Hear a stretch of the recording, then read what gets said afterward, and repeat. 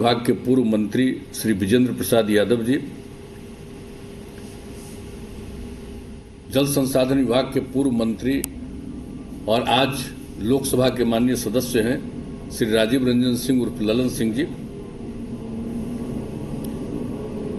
जल संसाधन विभाग के माननीय मंत्री श्री संजय कुमार झा जी, इस कार्यक्रम में उपस्थित स्वास्थ्य मंत्री श्री मंगल पांडे जी, नगर एवं विकास विभाग के माननीय मंत्री श्री सुरेश शर्मा जी, योजना एवं विकास तथा उद्योग विभाग के माननीय मंत्री श्री महेश्वर हजारी जी,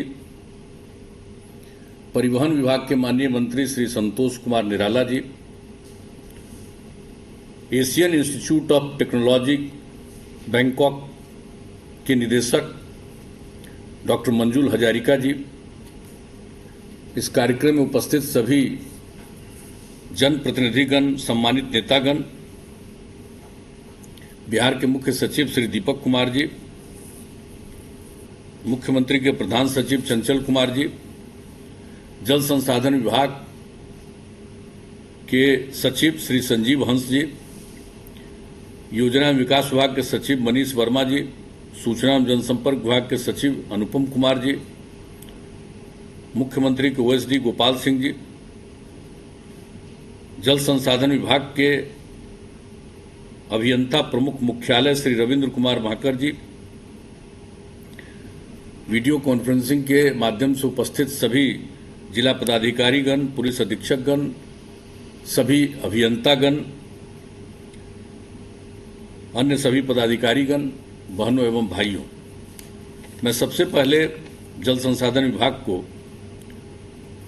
बधाई देता हूं कि उन्होंने आज बहुत सारे कार्यक्रमों का उद्घाटन और शिलान्यास का कार्यक्रम आयोजित किया है। आज 23 योजनाओं का उद्घाटन किया गया है, जिसकी कुल लागत लगभग 1083 करोड़ रुपए की है और साथ ही 7 योजनाओं का शिलान्यास करवाया गया है, जिसकी कुल लागत 388 करोड़ रुपए है। यानी कुल मिलाकर के 30 योजनाओं का उद्घाटन और शिलान्यास, जिसमें कुल लागत 1470 करोड़ रुपए है। तो मैं जल संसाधन विभाग को इस बात के लिए पुनः बधाई देता हूं और हमारे सभी अभी के माननीय मंत्री ने और पूर्व मंत्रियों ने जो विभिन्न पदों पर हैं उन्होंने, और माननीय उप मुख्यमंत्री जी ने, और यहां तक कि जल संसाधन विभाग के सचिव ने भी, इसके अलावे जो हमारे बीच में मंजुल हजारिका साहब हैं, उन्होंने भी कुछ बातों पर अपनी बात, कुछ खास विषय पर अपनी बात रखी और कुछ आपने उसका प्रेजेंटेशन भी दिया, तो भी इसके लिए भी मैं आपको धन्यवाद देता हूं। मैं तो यही कहूंगा कि भाई जल संसाधन विभाग की बहुत बड़ी भूमिका है। हम तो बराबर इस बात का जिक्र करते हैं कि एक तो हम लोगों का जो पॉपुलेशन डेंसिटी है बिहार का, वो सर्वाधिक, संभवतः दुनिया का सबसे अधिक डेंसिटी है पॉपुलेशन का। और क्या करना पड़ता है, जमीन तो उतना ही है, जमीन तो बढ़ेगा नहीं, लेकिन आबादी तो बढ़ती जा रही। और जो हमारी आबादी है बिहार की, लगभग 89% लोग, 89% लोग गांव में निवास करते हैं और 76% लोग आज भी कृषि पर आधारित हैं। तो वैसी स्थिति में जो हमारे राज्य की आवश्यकता है, वह कितनी बड़ी आवश्यकता है। और इस स्थिति में हम लोगों के यहाँ बाढ़ की स्थिति उत्पन्न होती है, चंद जगहों पर सूखा की स्थिति उत्पन्न होती है। और अगर कुल मिलाकर के आप देख लीजिए तो पूरे देश से अगर इसकी तुलना कर दीजिए, यानी बिहार राज्य का जो विभाजन हो गया, तो बिहार बाढ़ की दृष्टि से भारत का सबसे अधिक बाढ़ प्रभावित क्षेत्र हो गया। राज्य की कुल बाढ़ प्रभावित क्षेत्र लगभग 68,80,000 हेक्टेयर है, जो बिहार के कुल भौगोलिक क्षेत्र का, पूर्व भौगोलिक क्षेत्र जो हमारा है, उसका लगभग 73.06%, यानी जो बिहार है उसका 73% समय समय पर बाढ़ से प्रभावित होता है। और अगर देश का देख लीजिए तो देश का कुल जो बाढ़ प्रवण क्षेत्र है वो 400 लाख हेक्टेयर है, और हमारे यहाँ कितना है 68.80 लाख हेक्टेयर, यानी पूरे देश का 17.2% हमारा बिहार अफेक्टेड है। और जरा क्षेत्रफल देख लीजिए, आबादी तो हमारी बहुत ज्यादा है, लेकिन जरा क्षेत्रफल को देख लीजिए तो उस हिसाब से बिहार की क्या स्थिति। ऐसी स्थिति में हम लोगों के लिए ये जो जल संसाधन विभाग है इसकी बहुत बड़ी भूमिका है। और हमारे अभी पूर्व मंत्री हैं ललन जी, उन्होंने इस बात का जिक्र किया। हमारे स्पीकर साहब जो बैठे हुए हैं ये भी पूर्व मंत्री हैं, उन्होंने इसका जिक्र नहीं किया। ये मैं शुरू से कहता रहा हूं, बिहार में जल संसाधन विभाग है। अब जल संसाधन विभाग का जो काम है तो इसको हमने जो एनालाइज किया, देखा साहब, उसमें ज्यादातर काम जो फ्लड अफेक्टेड एक काम जो है ना, उसी में लोगों का समय ज्यादा लगा रहता था। और इरिगेशन के लिए जो प्रोजेक्ट तय होता था वो कभी आगे नहीं बढ़ पाता था। तो हम लोगों ने तो खैर जो संसाधन का इंतजाम किया, भी हमारे उप मुख्यमंत्री जी बोल रहे थे। अब जो पहले काम हुआ था उसका भी चर्चा इन्होंने किया है कि 1990 से लेकर के 2005 के बीच में जो सिंचाई क्षमता का सृजन हुआ वो हुआ 2,65,000 हेक्टेयर क्षेत्र में। और 2006 के बाद अब तक जो हम लोगों को काम करने का मौका मिला तो 4,06,000 हेक्टेयर क्षेत्र में अतिरिक्त सिंचाई क्षमता का सृजन किया गया। और इसके अलावे इसी अवधि में अब जो पहले सिंचाई क्षमता सृजित हुआ लेकिन वो धीरे धीरे इनइफेक्टिव हो जाता है, तो जो सिंचाई की क्षमता ह्रासित हो जाती है, कमजोर हो जाती है, नहीं हो जाती है, समाप्त हो जाती है एक तरह से, तो उसमें भी इसी अवधि में यानी 6 से लेकर के आज तक के बीच में करीब 17,25,000 हेक्टेयर क्षेत्र में जो सिंचाई की क्षमता ह्रासित हो गई उसको पुनर्स्थापित किया गया, रिस्टोरेशन किया गया। यानी नया क्रिएट किया हम लोगों ने 4,06,000 हेक्टेयर में, और बाकी जो 17.25 लाख हेक्टेयर क्षेत्र में हम लोगों ने इसको जो कमजोर हो गया था उसको ठीक करने की कोशिश की है। तो ये कोई साधारण बात नहीं है, बहुत काम किया गया है। लेकिन अब जो देख लीजिए कि इसी के आधार पर देख लीजिए, जो पहले पैसा होता था कम खर्च होता था, अब उससे कई गुना ज्यादा हम लोग सिंचाई के क्षेत्र में काम कर रहे हैं।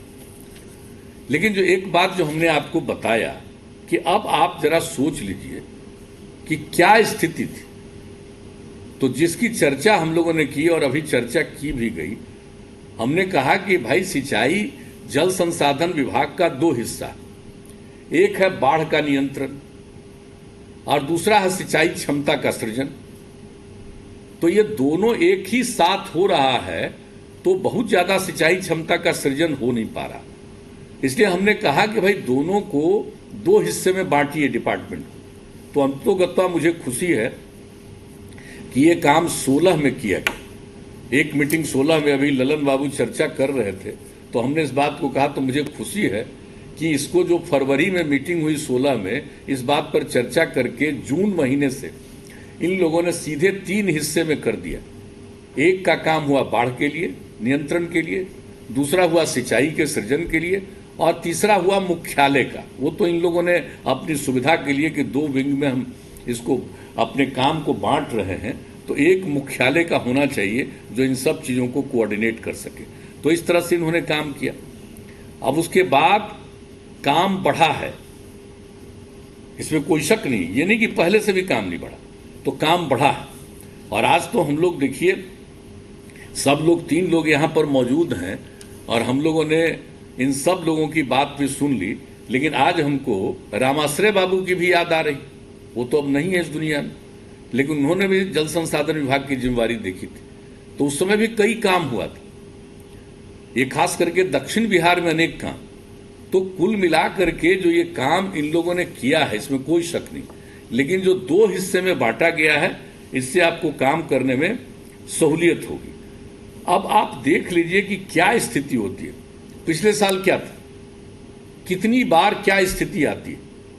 2007 में 22 जिला बाढ़ से प्रभावित हो गया, 2008 में कोसी त्रासदी आ गई, अनेक वर्षों में कभी गंगा नदी का असर पड़ गया, कभी सूखे जैसी स्थिति उत्पन्न हो गई।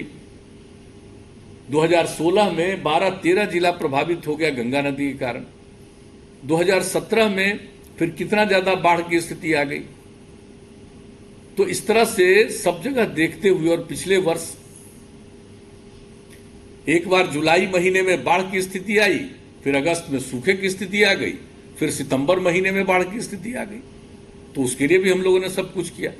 और इस बार देख लीजिए तो जो जून महीने से जब मानसून की शुरुआत होती है, इस बार थोड़ा 1-2 दिन और पहले हुआ, और वहां से जब उसकी शुरुआत हुई और उसके बाद क्या स्थिति रही है, अगर इस बार का देख लीजिए तो अभी भी जो स्थिति है चारों तरफ अनेक नदियों के कारण, और खास करके उत्तर बिहार में और ज्यादातर जुलाई माह में नेपाल के तराई क्षेत्रों में और बिहार में, उत्तर बिहार में जो भारी वर्षा हुई उसके कारण 16 जिले प्रभावित हुए। 130 प्रखंड अभी भी प्रभावित हैं, 1333 पंचायत प्रभावित है, और लगभग 83,62,000 लोग प्रभावित हैं, बाढ़ से प्रभावित हैं। और इसके लिए जितना काम किया गया, कई लोगों को निकाला गया, 5 लाख से अधिक लोगों को निकाला गया, कई लोगों के रहने का इंतजाम किया गया, लोगों के भोजन का इंतजाम किया गया। करीब 5 ही लाख नहीं, 5 लाख से भी ज्यादा लोगों को निष्क्रमित किया गया। और जो उस समय की स्थिति हुई तो कई जिलों में एयर ड्रॉपिंग के माध्यम से हम लोगों ने राहत पैकेट कई बाढ़ प्रभावित क्षेत्र के लोगों तक पहुंचाया था। राहत शिविर चलाए गए, जगह लोगों के रहने का इंतजाम, और उसके बाद लोगों के भोजन के लिए जो पूरे तौर पर सामुदायिक रसोई केंद्रों की स्थापना की गई, जिसमें 10 लाख से अधिक लोग भी एक समय पर आकर के, अब तो उनकी संख्या बहुत घटी है, और ये जो राहत शिविर में है उसमें भी संख्या बहुत कम हो गई है, क्योंकि स्थिति में थोड़ा, अभी तो पूरे तौर पर नहीं, लेकिन थोड़ा उसका स्थिति में अब पहले जैसी स्थिति नहीं रही है। तो ये सब काम जो किया जा रहा है, और इस बीच में जान लीजिए, अब हम लोग तो शुरू से कहते हैं कि सरकार के खजाने पर आपदा पीड़ितों का सबसे पहला अधिकार है। तो जो आपदा पीड़ित लोग होते हैं उनके लिए तो हम लोग सब तरह का काम करते हैं। सबसे पहले तो ग्रेचुइटस रिलीफ हम लोग देते हैं, और आप जानते हैं ग्रेचुइटस रिलीफ जो शुरू किया था हम लोगों ने 2007 में, और 1 क्विंटल अनाज हम लोग दे रहे थे। तो उत्तर बिहार में दरभंगा में एक जगह पहुंचे तो हमको कहने लगा क्विंटलिया बाबा। तो हमने देखा कि देखिए पहले लोग करते नहीं थे, आज अगर किसी काम को किया जाए तो कितना अच्छा। उसके बाद हमने देखा कि इसको सीधे नगद राशि में दिया जाए, तो 3,000 रुपया अनाज, 3,000 रुपया लोगों के बर्तन के लिए और वस्त्र के लिए देते हैं, यानी कुल मिलाकर के 6,000 रुपया एक परिवार को ग्रेचुइटस रिलीफ हम लोग कितना बांटते गए। 17 में कितना बटा, करीब करीब 24,000 करोड़। और अभी पिछले वर्ष कितना बचा, लगभग 21,000 करोड़ रुपया पिछले साल। और इस बार जो सिलसिला चल रहा है, 10,48,000 बाढ़ पीड़ित परिवारों को 6,000 रुपये की दर से लगभग 629 करोड़ रुपया। और आपदा प्रबंधन विभाग को हमने ये कह दिया है जल्दी से जल्दी बाकी सब लोगों को पहुंचाया जाए। और इसके बाद जो उससे प्रभावित है, जिनकी फसल बर्बाद हो गई है, उनके लिए हम लोग देंगे, मदद करेंगे, सहायता। तो कई प्रकार की, मतलब 3 तरह की सहायता हम लोग करते हैं, और इतना सब कुछ करते हैं। ये तो काम हम लोग करते ही रहते हैं, लेकिन अभी कौन जानता है। अब इसके आगे अभी ये तो अब अगस्त का महीना चल रहा है और सितंबर का महीना है, कभी कभी तो अक्टूबर के शुरू तक में हुआ है बाढ़ की स्थिति। तो अभी तो अपने यहां समझ लीजिए 10-15 अक्टूबर तक का समय है। इस बीच में कब कहां कितनी बारिश होगी और क्या स्थिति उत्पन्न होगी कोई नहीं जानता। तो हम लोगों को सतर्क रहना है, सचेत रहना। तो इस दृष्टिकोण से तो काम हो ही रहा है। लेकिन जो सबसे बड़ी बात है कि जो ये पुनर्गठन हुआ है, इसके चलते एक तरफ आप सब चीज बता दिया आप लोगों ने कि कहां कहां क्या कमी आई और उसको किस तरह से दूर किया, जहां जो और ज्यादा उसको सुदृढ़ीकरण की जरूरत थी वो किया, और इस बार भी रिपेयरिंग का काम बहुत ज्यादा हुआ। तो ये सब काम तो कर रहे हैं, और लेकिन साथ साथ अब सिंचाई का भी प्रबंध हो रहा है। सिंचाई के माध्यम से जो कुछ करना है वो सब भी काम बहुत अच्छे पैमाने पर हो रहा है। तो ये खुशी की बात है कि अब जो कुछ भी स्थिति हो तो इसमें ध्यान देना। अब एक बात जो हम कहेंगे, जिसके बारे में हमारे साथियों ने चर्चा की है, लेकिन जो सबसे बड़ी बात है, अब देखिए तो अगर बाढ़ की स्थिति या कुछ भी स्थिति होती है उसका आकलन यहां हो रहा है। इसमें पूरे तौर पर ये जो काम किया जा रहा है, तो ये जो जल संसाधन भवन है अनीसाबाद में, पटना में, जिसको बाढ़ प्रबंधन सुधार सहायक केंद्र के रूप में जाना जाता है, वहां पर 10 फरवरी 2018 को मैथमेटिकल मॉडलिंग का काम, उसकी स्थापना, मैथमेटिकल मॉडलिंग सेंटर की स्थापना की गई, और वो पूरे तौर पर क्रियाशील है। और उसका कितना ज्यादा हो रहा है, यानी आप समझ लीजिए कि 72 घंटे पूर्व ही जो कुछ भी स्थिति होने वाली है उसके बारे में लोगों को जागरूक कर देते हैं, जानकारी दे देते हैं, और लगभग 90%, 90% वो बिल्कुल उनका जो आकलन हो रहा है मैथमेटिकल मॉडलिंग का, वो सही निकल रहा है। तो इसलिए तो कई चीज है, जल स्तर एवं जल स्राव का पूर्वानुमान एवं रियल टाइम रेनफॉल तथा डिस्चार्ज से संबंधित जानकारी विभागीय अभियंताओं को, आपदा प्रबंधन विभाग को, जिला प्रशासन को ये लोग उपलब्ध कराते हैं। कितनी खुशी की बात। लेकिन अब इसका और ज्यादा, इसी भवन में इन लोगों ने एक डेटा सेंटर की स्थापना की है। इस डेटा सेंटर का उपयोग बिहार के विभिन्न नदियों के मॉडलिंग कार्य, बाढ़ पूर्वानुमान एवं चेतावनी प्रणाली सहित विभागीय जो इनके काम है इसके लिए किया जाएगा। तो ये कोई मामूली चीज है। अब आज इसका उद्घाटन आप लोगों ने करवाया है। ये जो हम लोगों का मैथमेटिकल मॉडलिंग सेंटर बना, उसके बाद ये जो काम आप लोगों ने इसका किया है डेटा सेंटर का, इससे और ज्यादा फायदा होगा। और इस काम में जो एनालिसिस, या पहले से आप लोग इसको कुछ इसकी जानकारी प्राप्त करते हैं और उसको पूरे तौर पर एनालिसिस करके लोगों को भेजते हैं, उसी तरह से इस डेटा सेंटर का और ज्यादा उपयोग होगा। लेकिन आज जब शिलान्यास हो रहा है तो खुशी हो रही है। ये जो सेंटर ऑफ एक्सेलेंसेस की बात, भाई हमारे विजेंद्र जी इसकी पूरी चर्चा कर रहे थे और ललन जी ने भी इसका जिक्र किया, ये बहुत बड़ी बात है। और हमारे मंजूर हजारिका साहब हैं, उन्होंने भी इसका जिक्र किया है। ये जो बात होने वाला है फिजिकल मॉडलिंग सेंटर, ये बहुत बड़ी चीज होने वाली। और सब लोगों ने, आप लोगों ने बता दिया कि अभी जब हम लोग सिंचाई की कोई योजना बनाते हैं तो उसके फिर वेरिफिकेशन के लिए, सब के लिए लोगों को कहाँ जाना पड़ता है, तो CWPRS, central water and power research station, Pune जाना पड़ता है। अब यहां पर ये जो बन जाएगा फिजिकल मॉडलिंग सेंटर, तो इसके बाद कहीं जाने की जरूरत नहीं। बाढ़ की समस्याओं के निदान के लिए सिंचाई सृजन की नई परियोजनाओं का मॉडलिंग कार्य अब यहीं हो जाएगा। और इसका लाभ सिर्फ बिहार को ही नहीं मिलेगा, सब लोगों ने, आप लोगों ने कह दिया, दूसरे लोग भी इसका लाभ लेंगे। तो मुझे खुशी है।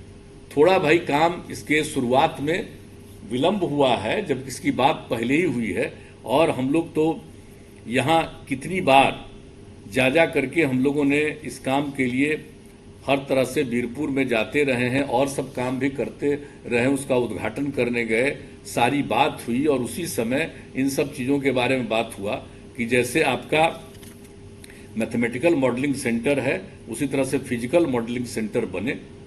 तो मैथमेटिकल मॉडलिंग सेंटर से आपको आगे के बारे में पता चल जा रहा है।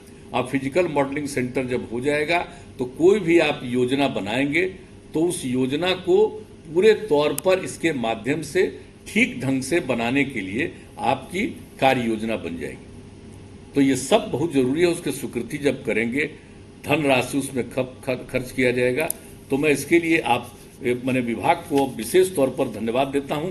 और हम यही उम्मीद करते हैं कि भाई ये जो फिजिकल मॉडलिंग सेंटर है, हमारे चीफ सेक्रेटरी साहब भी यहीं बैठे हुए इन कार्यक्रमों में रहते हैं, तो मैं यही कहूंगा कि आप अपने स्तर से भी कृपा करके इस चीज की मॉनिटरिंग करवाइए और ये तेजी से फिजिकल मॉडलिंग सेंटर का निर्माण काम पूरा हो जाए, तो हम समझते हैं कि बिहार के लिए ये बहुत उपयोगी चीज होगा।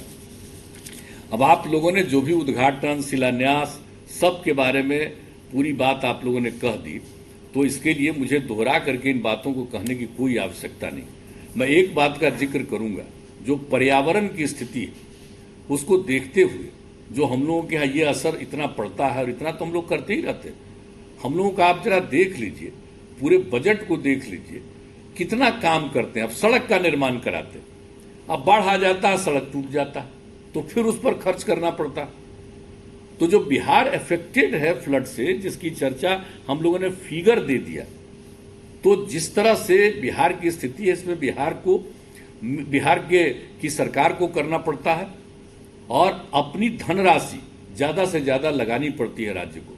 तो अब कम से कम ये सब काम किया जा रहा है और इस सब के बारे में तो आप लोगों ने बता दिया, लेकिन जो पर्यावरण की स्थिति है अब उसको देख लीजिए, कब बाढ़ होगा, कब सूखे की स्थिति आ जाएगी।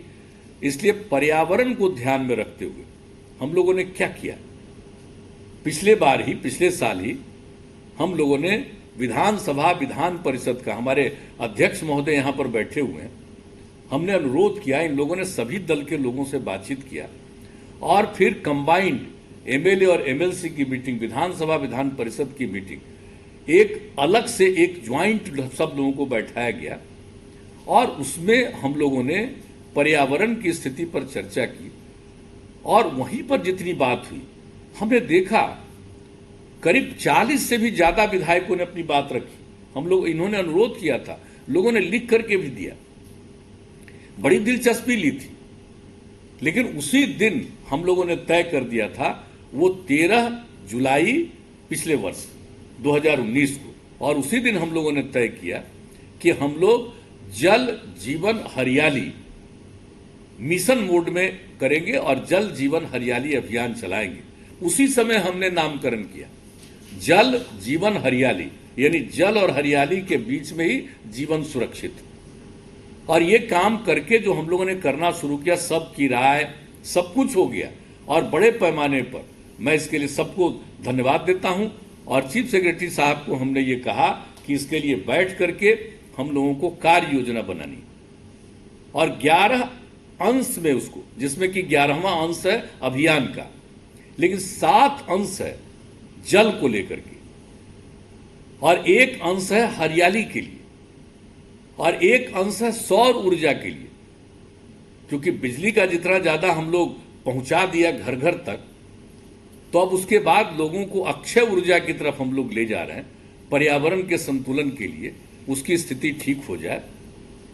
और उस पर जो समूचा काम हो रहा, तेजी से काम हो रहा, ये बीच में कोरोना वायरस के चलते जो स्थिति आई, काम बीच में रुका, ये और इसके लिए जो हम लोगों ने अभियान पूरा चलाया, हम तो पूरे बिहार में घूमे और हमने लोगों को देखा कि इसके लिए कितनी बड़ी संख्या में सभाओं में उपस्थित होते थे। और कोई स्थल को देखने हम चले जाते थे, वहां पर देखते थे हम कितने लोग आते थे। और धीरे धीरे लोगों के मन में ये बात आ गई कि पर्यावरण का संतुलन जरूरी है और जल जीवन हरियाली अभियान को लोगों ने समझा। और जल जीवन हरियाली अभियान के लिए हम लोगों ने पूरा का पूरा चारों तरफ जो काम तो किया ही, योजनाएं तो बनाई गई, जिसका भी जिक्र हमने हर जगह किया, लोगों के बीच में प्रचारित किया गया। यानी जितने हमारे तालाब, पोखर हैं, आहर पईन हैं, वो सब, नलकूप को भी सब हम लोग भी करेंगे, सार्वजनिक कुओं का जीर्णोद्धार करेंगे और कुओं और चापाकलों के समय बगल में सोख्ता का निर्माण करेंगे। छोटी नदियों और जंगल पहाड़ी क्षेत्रों में जल संरक्षण हेतु चेकडैम आदि संरचनाओं का निर्माण करेंगे। सरकारी भवनों में जो रूफ टॉप पर रहता रेन वाटर हार्वेस्टिंग का प्रबंध करेंगे और इसके लिए लोगों को भी प्रेरित करेंगे। और जितने ये सब काम किया गया और एक योजना इसी में हम लोगों ने तय किया जो हम शुरू से, आज से नहीं, बहुत समय से कह रहे थे। ये बात हमने सिंचाई विभाग को पहले भी कहा था। ये जो गया है और बोध गया, ये ऐतिहासिक भूमि है, निर्वाण की भूमि, ज्ञान की भूमि। ये बोध गया और बोध गया है।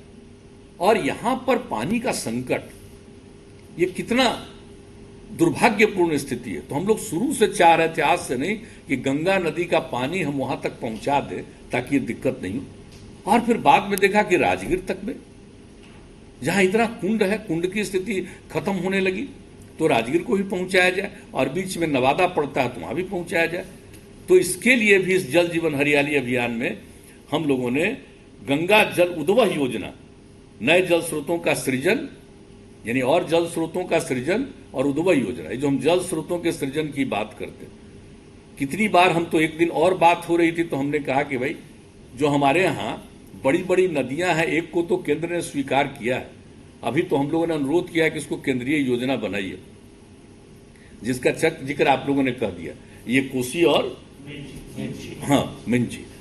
तो ये योजना तो स्वीकृत हो गया, अभी काम नहीं शुरू, हम लोग कह रहे वही करिए, चूंकि 2 लाख से भी ज्यादा, 2,14,000 हेक्टेयर उसका है, तो वो एक अलग बात हम लोगों को करना है। लेकिन हम लोगों ने ये बात कही कि जो हमारे यहाँ की छोटी छोटी नदियां हैं, इसको हम लोग लिंक करें। नहीं तो वर्षा का पानी आता है, और अभी जिक्र कर रहे थे हमारे विजेंद्र बाबू, तो भाई कुछ तो नदी का पानी है जो बरसात में आता है, उसके बाद वो चला जाता है, सीधे कहीं चला गया गंगा नदी में और वहां से निकल गया। तो अगर हम लिंक करने की कोशिश करेंगे तो कम से कम पानी तो संरक्षित हो जाएगा बहुत हद तक, जो काम आएगा।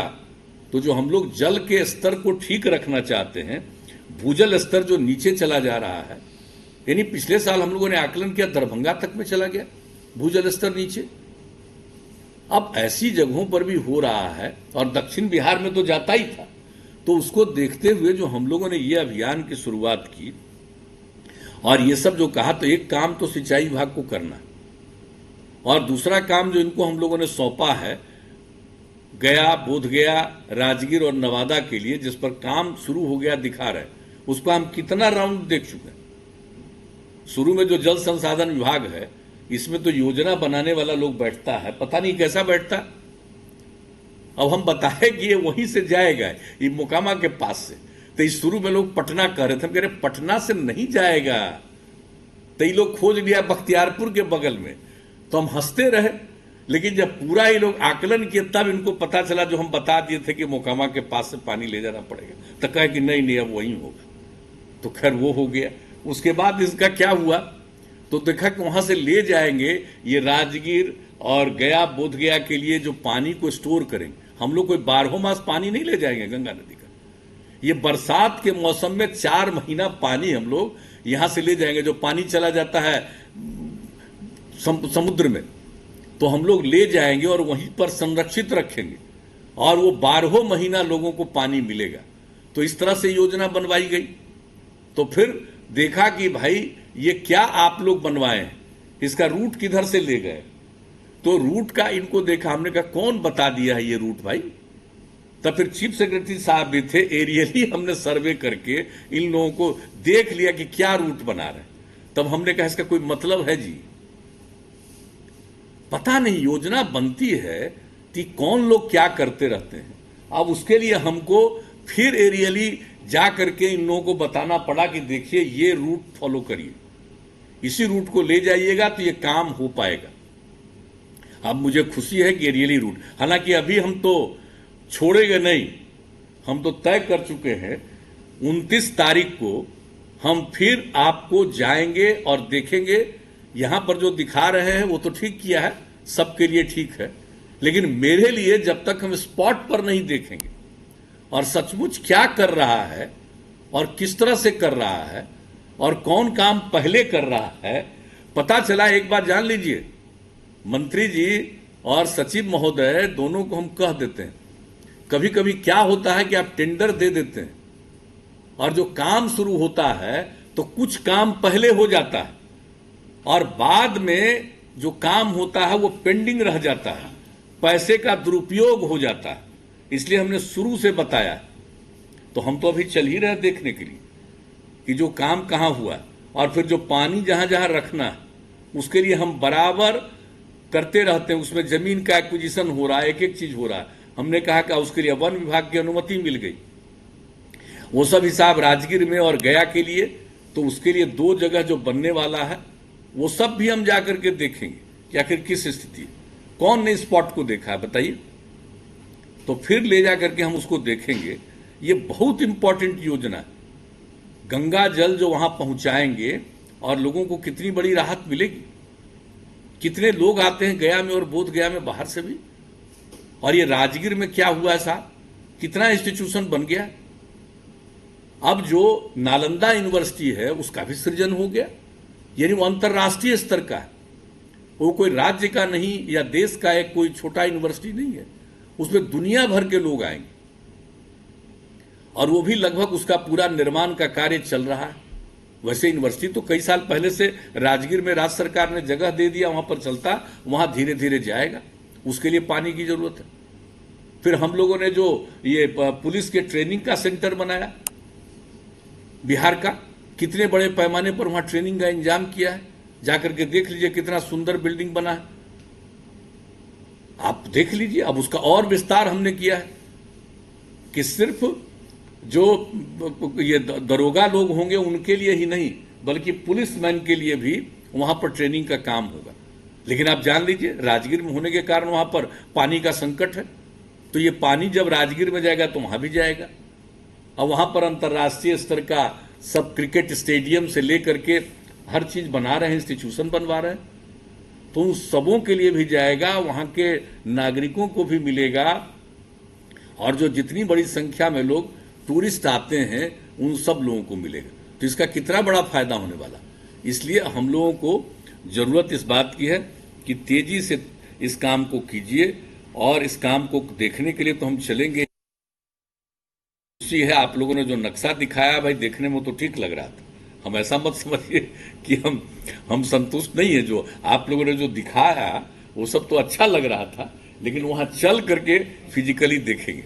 और हमको लगता है कि आप लोगों को जल संसाधन विभाग को ये मंजूर होगा कि 29 तारीख को हम चलें और स्पॉट पर देखें। और आप जहां से पानी चल रहा मोकामा के एरिया से लेकर के और गया तक, जहां तक भी पानी का स्टोरेज किया जाएगा, हर जगह हम चलेंगे स्पॉट पर ही, वहीं पर जाकर के इसको देखेंगे। 2 बार हम लोग देख चुके हैं, 3 बार। और जल जीवन हरियाली अभियान के सिलसिले में जो हम लोग गए थे गया, तो गया में ही कैबिनेट की मीटिंग में इसका निर्णय लिया गया, जिसका आप लोगों ने जिक्र किया। और हमने वहां पर आम सभा में भी इस बात का ऐलान किया था कि हम गंगा नदी का जल पहुंचाएंगे। लोगों को कितनी खुशी हुई थी। तो इसलिए इस काम को हम लोगों को करना है। तो ये जो जल जीवन हरियाली अभियान का मिशन मोड में काम हो रहा उसका अंग है। और जल संसाधन विभाग को यही एक काम है। इसके अलावा बाकी लघु जल संसाधन को है। और आपको भी देखना चाहिए ये जो छोटी नदियां, जंगल, पहाड़ी क्षेत्रों में जल संरक्षण हेतु चेक डैम आदि संरचनाओं का निर्माण जो है, इसको भी आप लोग भी देखिए। लघु जल संसाधन के लोग भी देख रहे हैं, आप लोग भी देखिए। तो ये सब काम हो रहा है। और अभी मुझको इस बात के लिए खुशी है कि अभी लघु जल संसाधन विभाग ने एक दिन इसके बारे में जो सब कुछ करवाया है, जिसका उद्घाटन करवाया है, अनेक जगहों पर ये करीब करीब लघु जल संसाधन विभाग ने 1093 योजनाओं का कार्य पूर्ण किया और उसका उद्घाटन करवाया है। लोकार्पण 10 अगस्त को करवाया। इसमें 708 तालाब पोखर, 366 आहर पईन और 18 चेक डैम तथा 1 उद्वह सिंचाई योजना इसमें शामिल है। इसको किया गया। अभी आप जान लीजिए कि कितना ज्यादा इससे फायदा होने वाला है। भूजल स्तर ठीक होगा और आप जो इसके लिए काम करिएगा, जल के संरक्षण के लिए जो जिम्मेवारी है, उसको भी आप इस काम को पूरा करिएगा। इसको हमको पूरा भरोसा है। लेकिन हम बता देना चाहते हैं कि आप जान लीजिए आपको तो काम करना है, लेकिन जो हरियाली के लिए वृक्षारोपण करना था हम लोगों को 9 अगस्त को, और चूंकि कोरोना वायरस हो गया तो इसको 5 जून से ही शुरू कर दिया गया। 2,51,00,000 वृक्षारोपण का लक्ष्य था और 9 अगस्त तक 3,47,00,000 वृक्षारोपण का काम पूरा किया गया। तो आप समझ सकते हैं, कोई जानता नहीं है कि बिहार में अवेयरनेस कितना लाने की हम लोग कोशिश कर रहे हैं। आप जरा कल्पना करिए। और जल जीवन हरियाली अभियान के लिए जो हम लोगों ने मानव श्रृंखला बनाई, कितनी बड़ी मानव श्रृंखला हुई। दुनिया में आज तक ऐसी कोई मानव श्रृंखला हुई है? 5,16,00,000 से अधिक लोग मानव श्रृंखला में शामिल हुए 19 जनवरी को इस साल 2020 में। 18,000 किलोमीटर से लंबी मानव श्रृंखला। अब बताइए, सब काम होता है, लेकिन कुछ लोगों को तो कुछ पता ही नहीं है अवेयरनेस के बारे में। और हम एक दिन और बोल चुके हैं, ये बात जान लीजिए, इतनी बड़ी चीज की चर्चा बिहार के बारे में, जो पॉजिटिविटी है, इसकी चर्चा नहीं की जाती है बाहर। इसकी चर्चा नहीं की जाती है बाहर। अभी कोरोना वायरस के बारे में बिहार के खिलाफ कितना हो रहा था। अब आजकल कोरोना वायरस, हमारे तो बैठे हुए हैं स्वास्थ्य मंत्री जी भी, अब क्या स्थिति हो गई, कितना इंप्रूवमेंट है। तो जब इंप्रूवमेंट हो रहा था बाहर कोई खबर नहीं छप रहा, जब इंप्रूवमेंट हो रहा तो कुछ नहीं। तो उसी तरह से इस चीज के मामले में हम लोग जो काम कर रहे हैं, आप जरा बताइए, पर्यावरण के प्रति इतनी जागृति कहीं किसी और राज्य में इस प्रकार से किया गया? हम लोगों ने किया, इसको पूरे तौर पर इग्नोर कर दिया जाता है कि कौन काम हो रहा है। लेकिन हम लोगों ने तो एक एक चीज के लिए सब काम किया है, हर चीज के लिए काम कर रहे हैं। और गरीब है राज्य हमारा, लेकिन फिर भी कहां, जब हम लोग आए थे तो 23,000 करोड़ से थोड़ा सा ज्यादा का बजट होता था। अब हमारे उप मुख्यमंत्री जी, वित्त मंत्री जी हैं, अब क्या हो रहा है, अब 2 लाख से भी ज्यादा का बजट हम लोग कर रहे हैं। अब इस साल थोड़ा हर जगह पूरे दुनिया में स्थिति है, कोरोना वायरस के चलते सब जगह की स्थिति है, बिहार की भी स्थिति थोड़ी होगी, एक दूसरे तरह की है आर्थिक स्थिति, लेकिन कुल मिलाकर के देख लीजिए। तो हम लोग गरीब राज्य के कल्याण के लिए काम करते हैं, लेकिन पता नहीं क्या क्या प्रचार होता है, उल्टा पुल्टा ऐसी ऐसी बातों का प्रचार किया जाता है, झूठी बातें कही जाती हैं, कितने तरह की बात होती है। अब आज तो खैर जल संसाधन का है, इसलिए आज हम इसको ज्यादा, चूंकि जल जीवन हरियाली अभियान की बात थी और इससे रिश्ता आप देते हुए आपने एक सबसे अच्छा प्रेजेंटेशन किया। और सबसे बड़ी चीज है जो काम आप लोगों के जिम्मे दिया गया, तो मुझे पूरा भरोसा है कि इन सब चीजों को ध्यान में रखते हुए आपने जो आज उद्घाटन करवाया, बहुत धन्यवाद। शिलान्यास जो 7 योजनाओं का किया उसको भी समय पर कीजिएगा, लेकिन ये तो इसका कार्यारंभ हो चुका है। जो जल जीवन हरियाली मिशन का अंग है गंगा उद्भव योजना, जो पानी पहुंचाना, तो हम सब लोगों के लिए हर योजना महत्वपूर्ण है।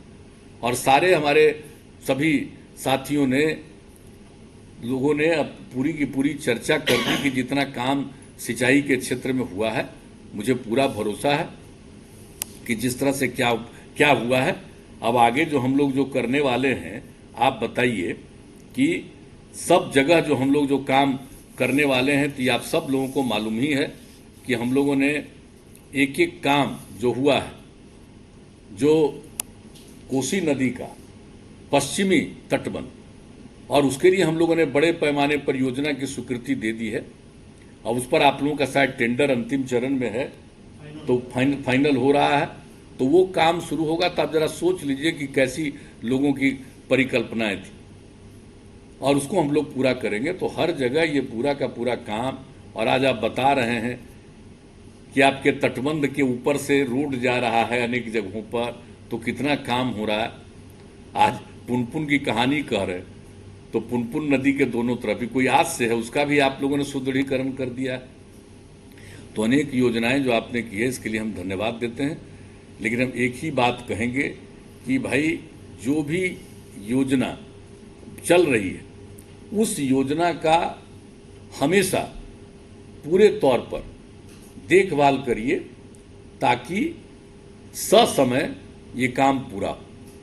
ये हम आपसे आग्रह करेंगे। और दूसरा, इन दिनों तो एक बाढ़ का समय है। तो उस स्थिति में जो आप काम कर रहे हैं, बड़ी खुशी की बात है। लोगों ने जो हमको बताया, आप लोगों ने था एक दिन कि लोगों ने जो रिपोर्ट किया और उसके हिसाब से आप लोगों ने उसको देखा, तो करीब 380 या कितना आपको रिपोर्ट आया, उसमें से 300 से ज़्यादा जगहों पर आप लोगों ने काम पूरा कर दिया है इसी सीजन में। जो कहीं से खबर आई कि यहाँ पर ये नुकसान हो रहा है, वहाँ पर वो नुकसान हो रहा है, तो इतना तेज़ी से काम इसके लिए भी जो कर रहे हैं आप लोग, तो मैं इसके लिए भी आपको बधाई देता हूँ। लेकिन ये हम लोगों के लिए, बिहार के लिए, और एक बात जान लीजिए, अगर आगे का हम लोगों का सपना है, और सिर्फ सपना नहीं है, हम सपने को साकार करने में लगे रहते हैं, तो हम लोगों का उद्देश्य अगला है। और वो क्या है? हर खेत तक सिंचाई का पानी हम लोग पहुंचा देंगे अगली बार मौका मिलेगा तो ये कोई मामूली बात नहीं, इसमें जल संसाधन की भी भूमिका है। और ये जो हम लोग पर्यावरण की बात कर रहे हैं, और जो ऊर्जा क्षेत्र के माध्यम से जो काम हो रहा लोगों के लिए, किसानों को जो लोगों से मांगा लोगों ने दिया, इन लोगों ने आधा से ज्यादा भी काम पूरा कर दिया है और बाकी उस काम को जारी रखे हुए, और भी जिनकी इच्छा होगी उन तक भी उनको बिजली का कनेक्शन देंगे, सिंचाई के लिए भी। तो ये सब काम जो हो रहा है, तो अल्टीमेटली हम लोगों को हर खेत तक सिंचाई के लिए हम लोगों को पानी पहुंचाना। तो इसलिए आप सब लोगों के मन में, तब जबकि ये पूरा का पूरा संकटग्रस्त राज्य है जिसका हमने जिक्र कर दिया। अब देख लीजिए, देश का 17.2% जो यहाँ पर बाढ़ से प्रभावित होता है देश का, आप सोच लीजिए। तो ऐसी स्थिति में भी हम लोग काम करने की कोशिश कर रहे हैं। और इस बार तो हम चले गए थे देखने, और जो हमने देखा कि भाई जो नेपाल बॉर्डर है, नो मैंस लैंड है, और वहां पर भी जो बांध था उसको भी ठीक करने में उधर से बाधा आ रही थी, तो लोगों ने उसको थोड़ा सा पीछे शिफ्ट करके किया ये काम। तो इस सब के बावजूद जो काम किया गया, हमको स्थल देखने का मौका, और आदरणीय प्रधानमंत्री जी ने एक बैठक बुलाई थी, तो उस बैठक में भी हमने इस बात का जिक्र कर दिया था कि किस तरह से बॉर्डर एरिया में हम लोग को नेपाल से ही कितनी ज़्यादा परेशानी होती है। और जो ये ट्रेजेडी हुई, कोसी ट्रेजेडी 2008 की, तो नेपाल के कारण वहाँ पर अगर काम समय पर करने दिया जाता तो 2008 में वो नौबत नहीं आती।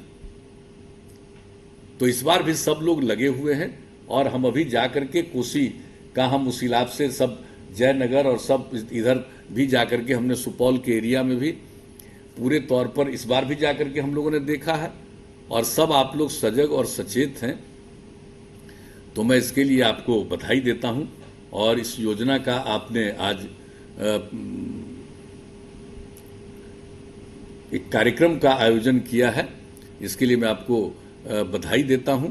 और यही मैं उम्मीद करता हूं कि काम को पूरी मुस्तैदी के साथ ससमय पूरा करेंगे।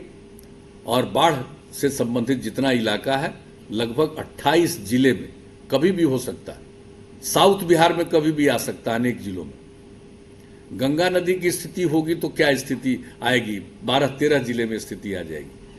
टाल का इलाका है, कई इलाके हैं जो सबके लिए, और टाल के इलाके के लिए भी आप लोगों ने काम करने का अपना एक तरह से उसको अंतिम रूप दे रहे हैं। एक हिस्सा तो जब ललन जी ही रहे तो उसी समय इन्होंने प्रारंभ किया, और एक हिस्सा अब जल्दी से जल्दी उसको स्वीकृति मिलने जा रही है। तो हर प्रकार से हर जगह के लिए हम लोग उनके सुविधा के लिए, उनको लाभ के लिए जो भी संभव है वो करने की कोशिश करेंगे। तो इन्हीं शब्दों के साथ आप सब लोग जो इसमें शामिल हुए, मैं पुनः आपको बधाई देता हूं। और खास करके हम यहाँ पर हजारिका साहब को जो इस मीटिंग में शामिल हुए हैं, मैं उनको विशेष तौर पर अभिनंदन करता हूं कि भाई जो अब ये हम लोगों का ये कार्यक्रम होने वाला है, ये फिजिकल मॉडलिंग सेंटर, अब इस सब को जरा सा देखते रहिए आप लोग, ठीक ढंग से हो जाए और उसका सबको लाभ मिलेगा। तो इन्हीं शब्दों के साथ मैं आप सब लोगों को हृदय से धन्यवाद देते हुए और आप सब लोगों का अभिनंदन करते हुए मैं अपनी बात समाप्त करता हूँ। कोटि कोटि धन्यवाद माननीय मुख्यमंत्री महोदय का।